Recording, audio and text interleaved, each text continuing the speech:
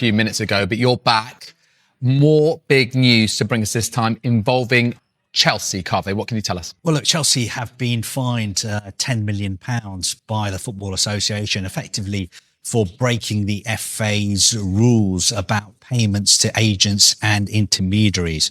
I should stress that these are historical offences that took place under the club's previous ownership.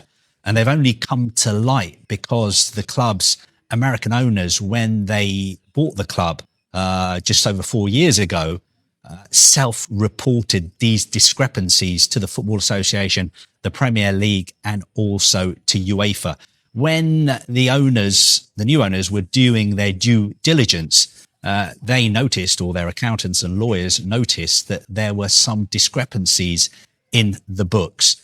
And these were to do with payments which appeared to have been made off the books to agents and intermediaries, people involved in transfers. And several questions were raised about the transfers of players like Eden Hazard, Samuel Eto'o, and Willian.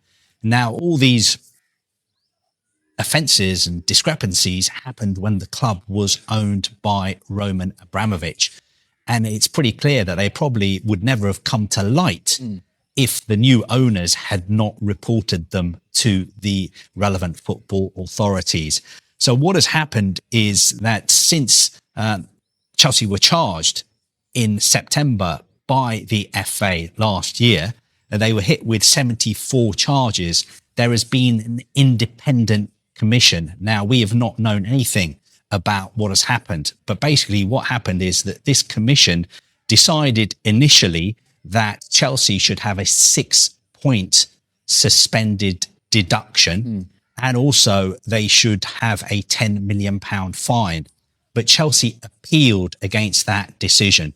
They appealed against the suspended 6-point deduction and the £10 million fine, and their appeal was obviously partially successful, because now the punishment they have is a £10 million fine and a 2-window suspended transfer ban. If you're a Chelsea supporter at the moment, you're thinking, does that mean we're not allowed to buy players for the next 2 transfer windows?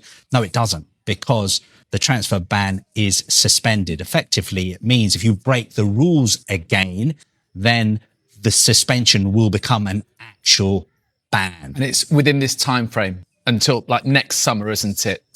End of June 27 that it's suspended and until. Exactly. Yeah. So look, on the one hand, obviously, you know, it's not good news for Chelsea because they've been hit by a fine and they've got this suspended transfer ban. But I imagine a lot of people who are not Chelsea supporters will be thinking Chelsea have got off lightly and really they should have got a points deduction. And I'm sure the fans of clubs who've been hit with points deductions in the past will be saying, why did we get points deductions? Why did we get real punishments that affected our seasons when Chelsea are just getting a financial penalty which their owners, let's be honest, can afford to pay? Yeah, that was, for context, profit sustainability rules, Everton, Nottingham Forest, and those stories before. Okay, but on the fine, so £10 million fine that Chelsea will have to pay, that bit isn't suspended. But they have been fined before, haven't they, Kaveh? Premier League and UEFA? So basically what happened is that when the owners took over and did their due diligence and saw these problems in the books, they self-reported the issues to the Premier League, the FA and UEFA.